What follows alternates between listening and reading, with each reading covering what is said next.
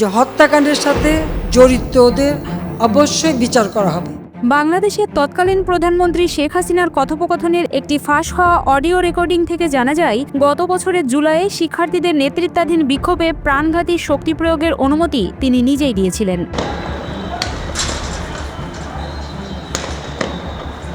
BBC আইয়ের যাচাই করা ওই রেকর্ডিং অনুসারে শেখ হাসিনা তার নিরাপত্তা বাহিনীগুলোকে বিক্ষোভকারীদের বিরুদ্ধে প্রাণঘাতী অস্ত্র ব্যবহার করার অনুমতি দিয়েছিলেন এবং আন্দোলনকারীদের দেখামাত্রই গুলি করবেন বলে বাহিনীগুলোকে নির্দেশ দিয়েছিলেন। অজ্ঞাত পরিচয় একজন ঊর্ধ্বতন সরকারি কর্মকর্তার সঙ্গে শেখ হাসিনার কথোপকথনের ফাঁস হওয়া অডিওটি এখন পর্যন্ত সবচেয়ে গুরুত্বপূর্ণ প্রমাণ যে তিনি সরকার বিরোধী বিক্ষোভকারীদের গুলি করার জন্য সরাসরি অনুমতি দিয়েছিলেন।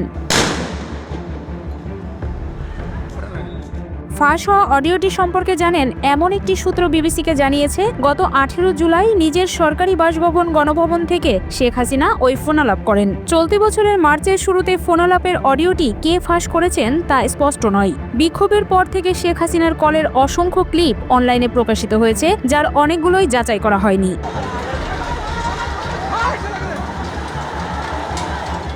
গত 18 জুলাইয়ের ফাঁস হওয়া রেকর্ডিংয়ের কণ্ঠের সঙ্গে শেখ হাসিনার কণ্ঠস্বরের মিল শনাক্ত করেছে বাংলাদেশ পুলিশের অপরাধ তদন্ত বিভাগ।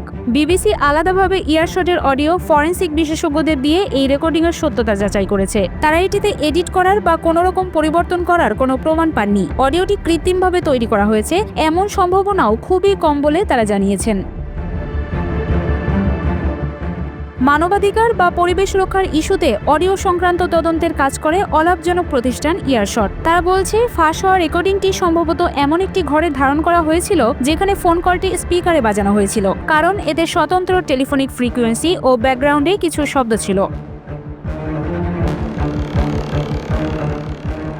ইয়ারশটের বিশেষজ্ঞরা রেকর্ডিং জুড়ে ইলেকট্রিক নেটওয়ার্ক ফ্রিকোয়েন্সি বা ইএনএফ শনাক্ত করেছেন, যে ফ্রিকোয়েন্সি অন্য একটি ডিভাইস থেকে অডিও রেকর্ডিংয়ের ক্ষেত্রে প্রায়ই উপস্থিত থাকে। এটি এমন এক সূচক যার মানে হলো অডিওটিতে হেরফের করা হয়নি। ইয়ারশটের বিশেষজ্ঞরা শেখ হাসিনার বক্তব্যে ছন্দ, স্বর ও শ্বাসের শব্দ বিশ্লেষণ করেছেন এবং ধারাবাহিক নয়েজের স্তরও শনাক্ত করেছেন। অডিওতে কৃত্রিম কোনো পরিবর্তন আনার প্রমাণ তারা খুঁজে পাননি। ব্রিটিশ আন্তর্জাতিক মানবাধিকার আইনজীবী টবি ক্যাডম্যান বিবিসিকে বলেছেন, রেকর্ডিংগুলো শেখ হাসিনার ভূমিকা প্রমাণের জন্য অত্যন্ত গুরুত্বপূর্ণ। এগুলো স্পষ্ট ও সঠিকভাবে প্রমাণিত হয়েছে এবং অন্যান্য প্রমাণ দ্বারা সমর্থিত। টবি ক্যাডম্যান বাংলাদেশের আন্তর্জাতিক অপরাধ ট্রাইব্যুনালের পরামর্শক হিসেবে কাজ করছেন, যেখানে শেখ হাসিনা সহ অন্যদের বিরুদ্ধে মামলা চলছে।